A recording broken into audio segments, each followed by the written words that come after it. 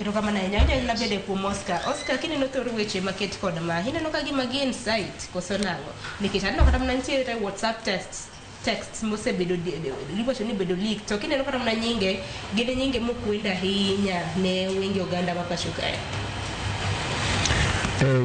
Sharon analbo dwaro mondo adifa matin nikeche gimo wadilgo ok en gima tin en gima duong gimo wadilgo en ni jo siasa dwa kawo advantage e gima dhi mbele gi weche madhi mbele weche mag youth unemployment mosebedo gino ok ochakre kawuono gino nobedo affected ne wan kod drought some other time ne wan kod covid the economy no kethore uchumi ma Kenya no kethore uchumi mar any country ko kethore ng'ama wa affect kabisa en jok matindo ji no lose jobs kaka koro Nairobi Intercontinental, Norfolk Hotel, Hilton Hotel, all these things were closed ji nene tije orumo negi to covid kacha.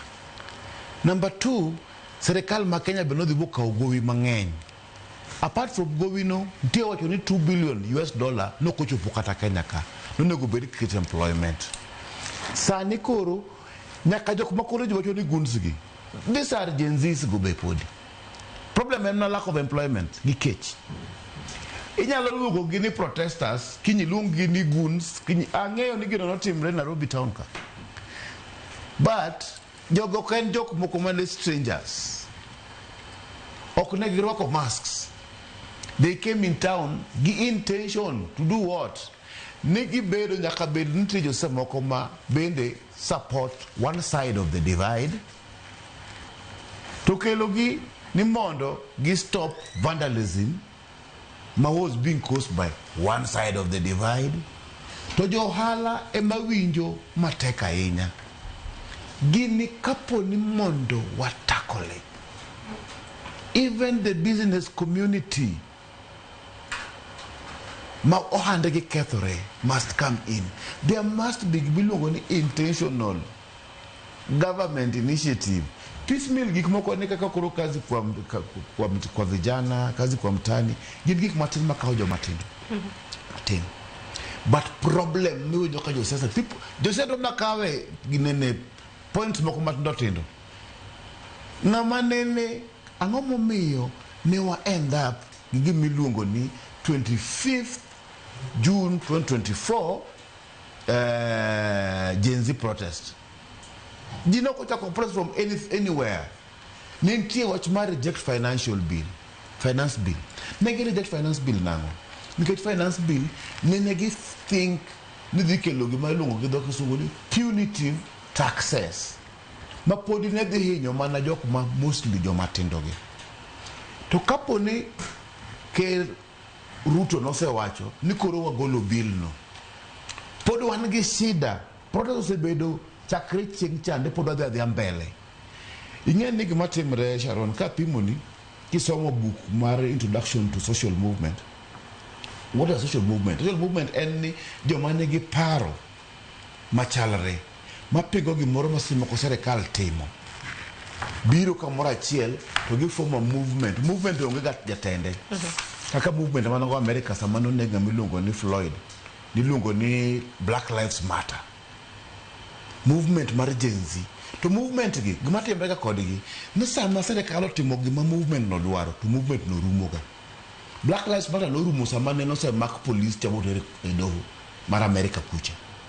Wach mar Gen Z be sama ne reject finance bill ne ose rumo no nego bed no rumo.